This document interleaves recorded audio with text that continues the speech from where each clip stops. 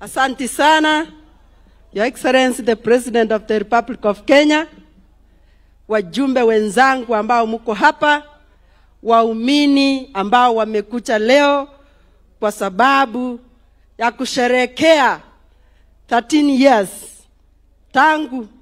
years tangu ili kanisa lianze hapa kwetu Kisii.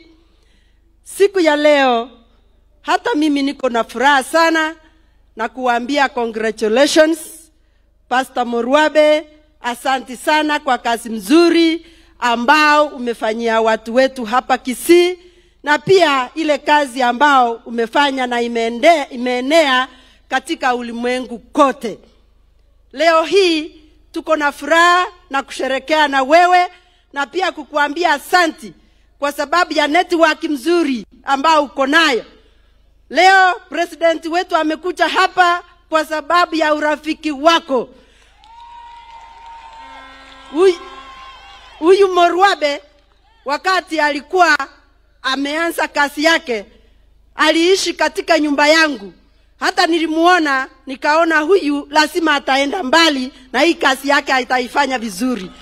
Asante sana kwa hiyo kazi, na Mungu aendelee kubariki kanisa liendelee kukua, kwa sababu tunajua hata sisi mahali tunataka kwenda sisi sote ni mbinguni, na tunahitaji watu ambao wako faithful na wanafanya kazi mzuri ile ambayo imefanyika na tumeiona siku ya leo.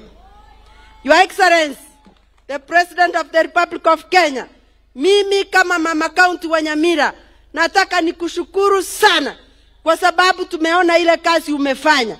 Hasa ile kazi umetufanyia hapo Nyamira ya kutupatia university.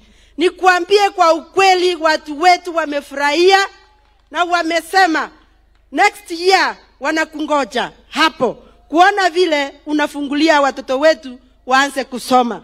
Kwa hivyo ujue ya kwamba kuna watu hapa Kisii na wamama ambao wanakupenda, na tunakuhitaji ukuje hapo kwetu, na tunaendelea kukuombea, na tunajua vile Morwabe alitabiri.